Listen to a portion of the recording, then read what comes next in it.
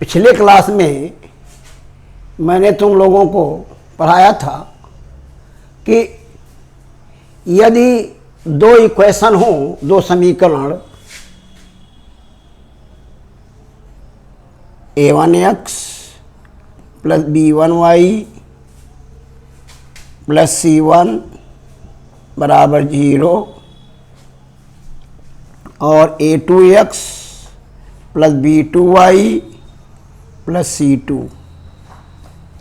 बराबर 0, तो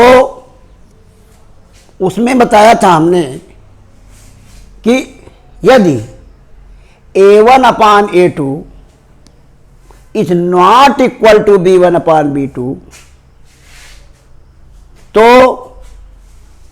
समीकरण युग्म के का एक अद्वितीय हल होगा। और दूसरा नंबर बताया था यदि a1 अपान a2 बराबर b1 अपान b2 बराबर c1 अपान c2 तो उस समीकरण युग्म के अनेक हल होंगे अपरिमित रूप से, यानी पता नहीं कितना हल। तीसरा नंबर बताया था कि यदि a1 अपान a2 बराबर b1 upon b2 is not equal to c1 upon c2 तो उन दोनों समीकरणों का कोई हल नहीं होगा। ये हमने तुम लोगों को बताया था। अब यहां पर कोई भी समीकरण हल करने के पहले, जैसे मान लीजिए हमको समीकरण हल करना है 3x धन y बराबर 7 और 4x धन 3y बराबर 6, इसको हमें हल करना है। तो इन दोनों समीकरणों का हल है कि नहीं है, कैसा है, इसको हल करने से पहले हम क्या करेंगे, समीकरण 1 से a1 बराबर 3 है, b1 बराबर 1 है और c1 बराबर -7 है। अब -7 कैसे हो गया, इसको देखिए यहां a1x plus b1y plus c1 बराबर 0 बराबर 0 अगर करें, अगर 7 को हम बाईं तरफ कर दें, पक्षांतर कर दें तो -7 हो जाएगा। इसी तरह समीकरण 2 में 4x धन 3y बराबर 6 है, 6 को इधर कर दें हम तो -6 हो जाएगा। अतः c1 बराबर -7, a1 बराबर 3, b1 बराबर 1 और c1 बराबर -7। अब समीकरण 2 में आ जाइए, a2 बराबर 4, b2 बराबर 3 और c2 बराबर -6। अब हम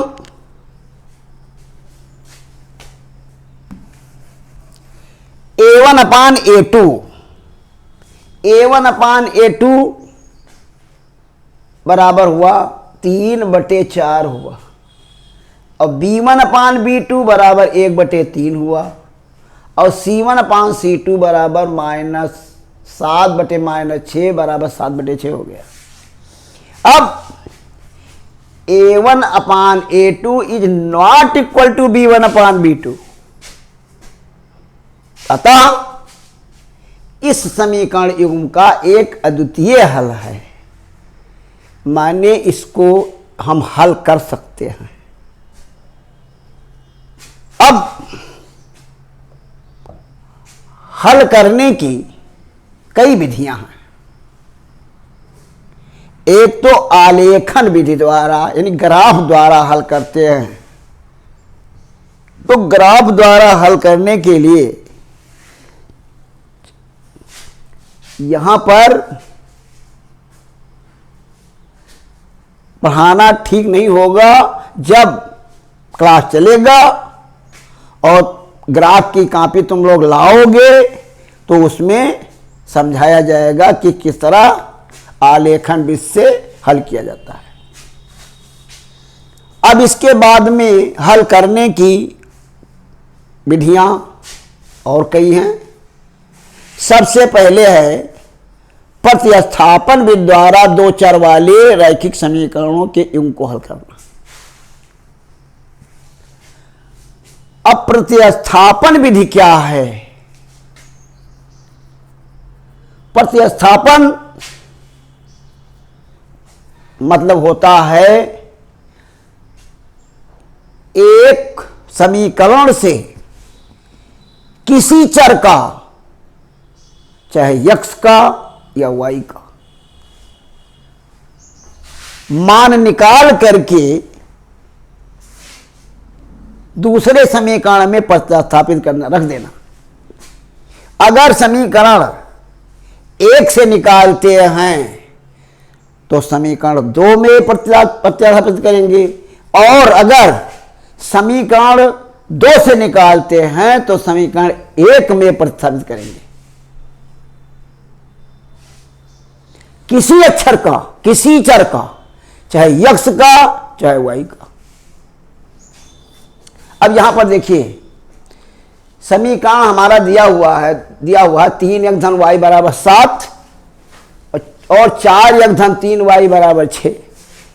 दो समीकरण दिए हुए हैं, तो हम क्या कर रहे हैं? देखिए पहले हम समीकरण 2 से किसका मान निकाल रहे हैं? y का।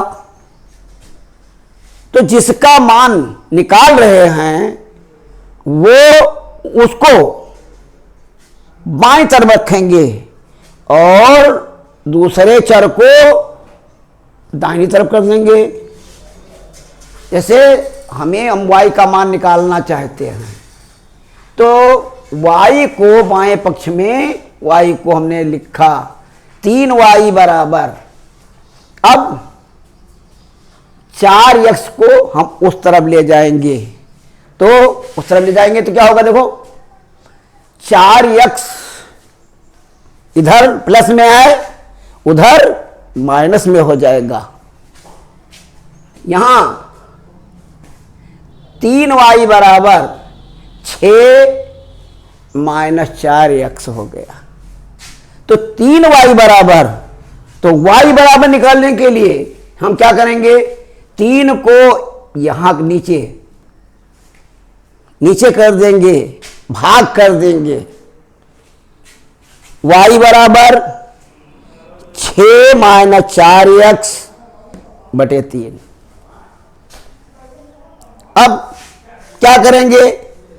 इस y के मान को हम समीकरण 1 में रख देंगे, प्रतिस्थापित कर देंगे, क्योंकि हमने मान किससे निकाला है?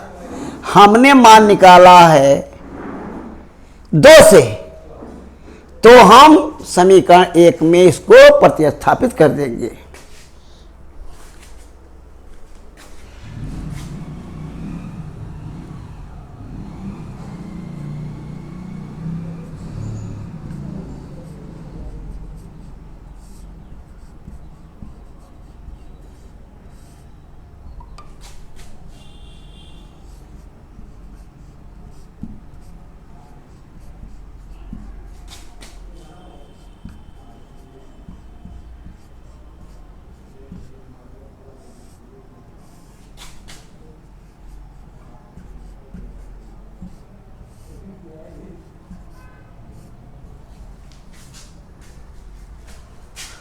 y का मान समीकरण 1 में प्रतिस्थापित करने पर,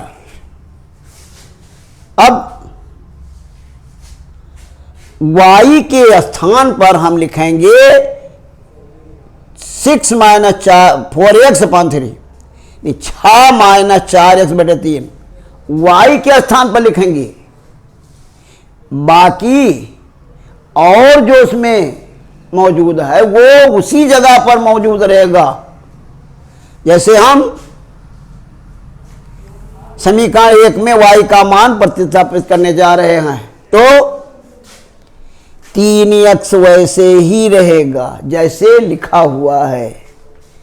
y के धन वैसे प्लस वैसे रहेगा, y के जगह पर हम 6 - 4x/3 लिखेंगे और बराबर 7 लिखेंगे। 3x धन, अब y के जगह पर लिखिए 6 - 4x/3।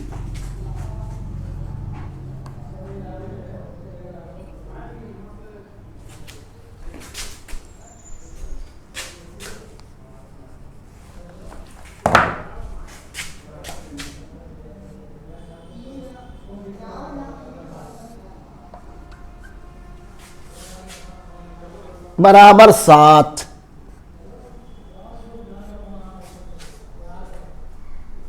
अब का क्या करना है, मान प्रतिस्थापित हो गया। अब हमको इसको हल करना है। कैसे हल होगा, ध्यान दीजिए। देखिए इसमें हर में 3 पड़ता है। हर को अगर हम समाप्त करना चाहें तो पूरे समीकरण को 3 से गुणा कर दो।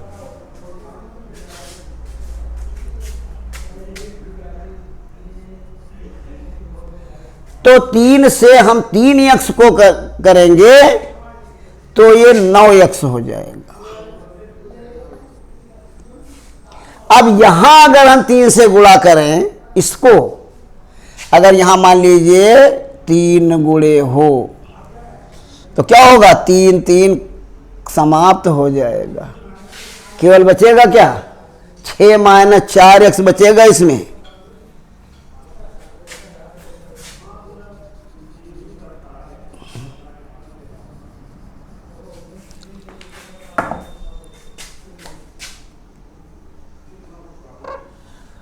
तो 3 से हम 3x को गुणा करेंगे तो 9x हो जाएगा, और यहां 3 से गुणा करेंगे तो 3 और 3 समाप्त हो जाएगा, केवल रह जाएगा 6 - 4x।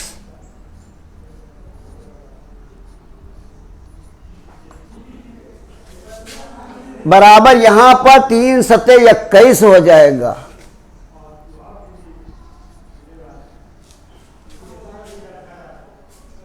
अब इसको और हल करिए। 9x में से 4x घटाएंगे और इस प्लस छा को उस तरफ कर देंगे।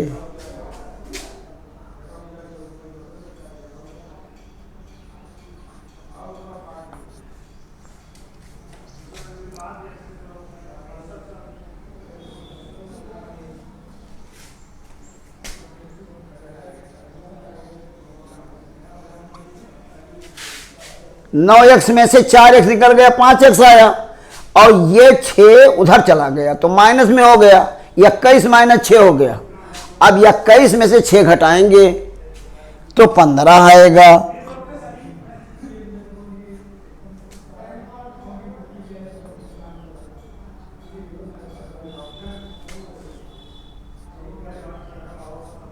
पांच एक्स बराबर 15 हो गया। फिर x बराबर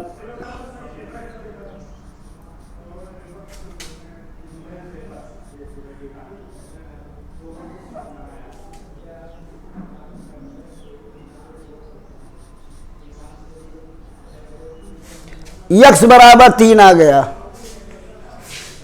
अब इस x के मान को हम समीकरण 3 में रख देंगे।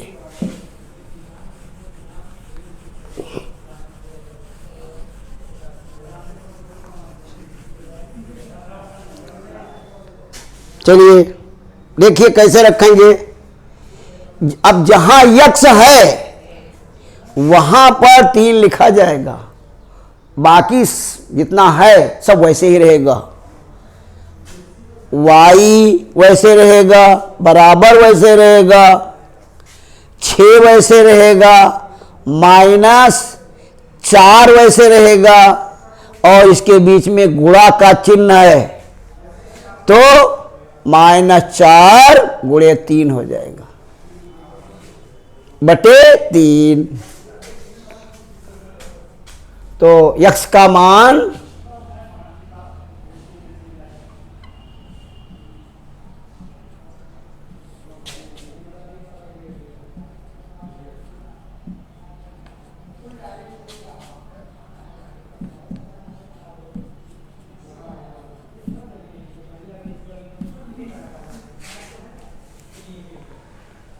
रखिए, जहां x है वहां 3 लिख दीजिए। तो 3y वैसे रहेगा, बराबर वैसे रहेगा, 6 वैसे रहेगा, -4 वैसे रहेगा। अब गुणे x के जगह पर 3 बटे 3।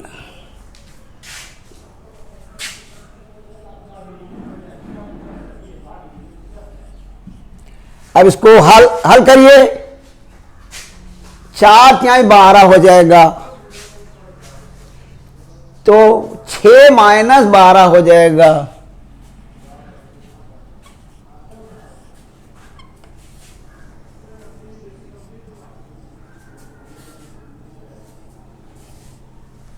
अब 6 - 12, इसमें ऋण संख्या ज्यादा है, धन संख्या कम है, इसलिए हमेशा लड़के भूल जाते हैं धन और ऋण का जोड़, कहीं ऋण कह देते हैं, कहीं कुछ कह देते हैं। धन ऋण का जोड़ जो होता है वो हमेशा जो ज्यादा होता है वो होता है। अगर ऋण ज्यादा है तो ऋण में से धन घटा करके हम लिखते हैं, और धन ज्यादा है तो धन में से ऋण घटा करके लिखते हैं। तो इसमें 6 धन कम है, ऋण ज्यादा है, तो 12 में से 6 निकल गया, ऋण 6 बचा।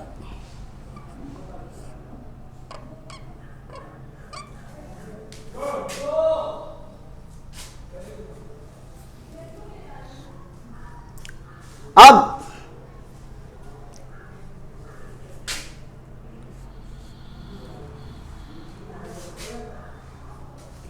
इसको हल करेंगे तो 3y बराबर,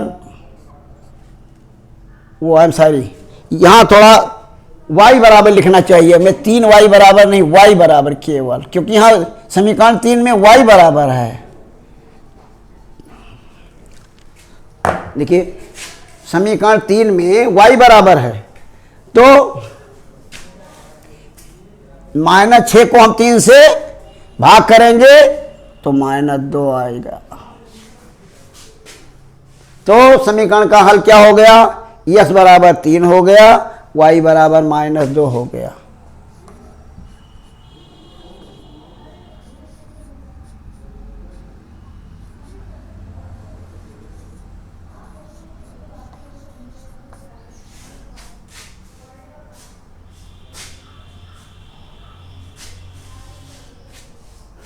अब देखिए, हम कोई जरूरी नहीं, हमने यहां पर समीकरण 2 से y का मान निकाला है। ये कोई आवश्यक नहीं है कि 2 से निकाला जाए, चाहे जिससे हम समीकरण 1 से भी निकाल सकते हैं y का मान, क्योंकि इसको हम ही बता रहे हैं। चलिए अब समीकरण 1 से दिखा रहे हैं।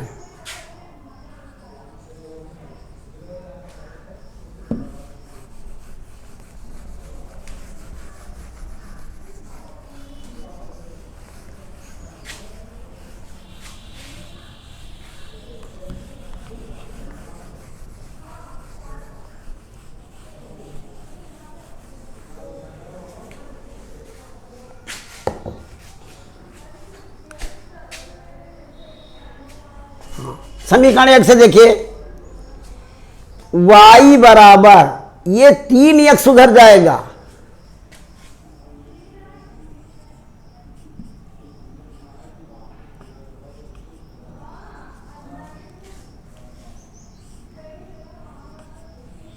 अब जो y का मान निकाला है वो समीकरण अब 2 में रखा जाएगा, क्योंकि हमने 1 से निकाला है।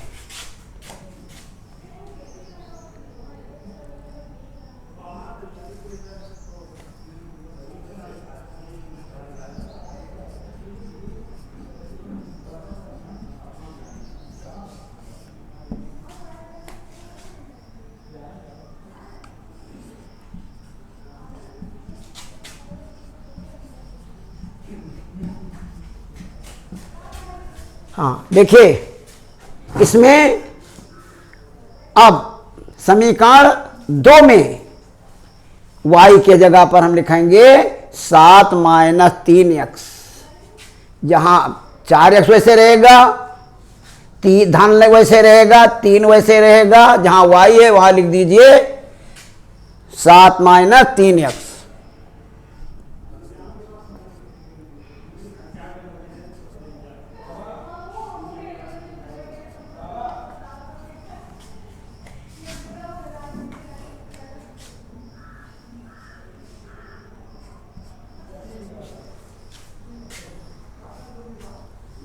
चलिए आगे हल करिए, 4x गुणा करिए 3 से 7 को, 21, धन और ऋण का गुणा ऋण, 3 तरीका 9x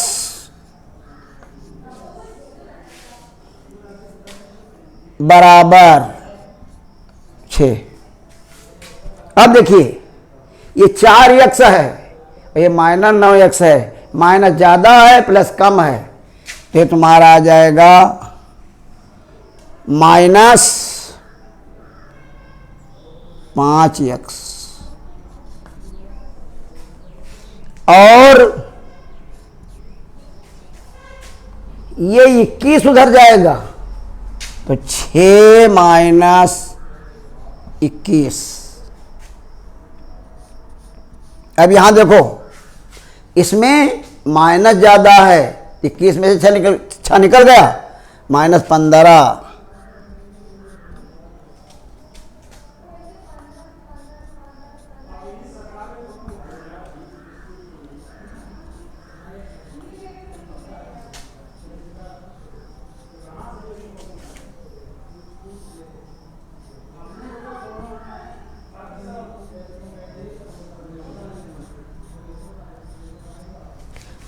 x बराबर 3 आ गया। अब x का मान समीकरण 3 में रख देंगे।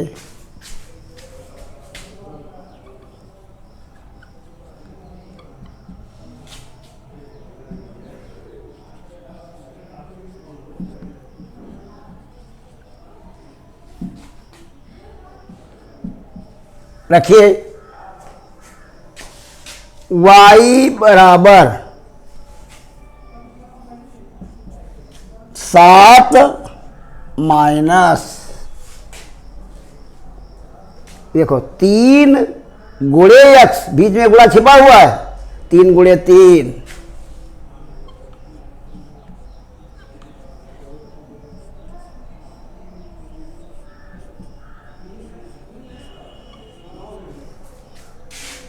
तो अब इसमें देखिए क्या है, 9 ज्यादा है, माइनस, तो 9 में से 7 निकल गया,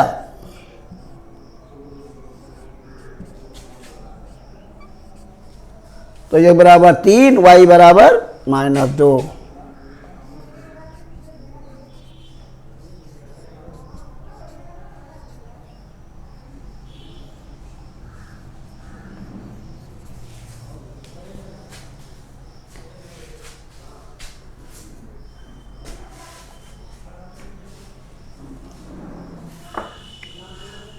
ये इस तरह प्रतिस्थापन विधि से हम इक्वेशन हल करेंगे।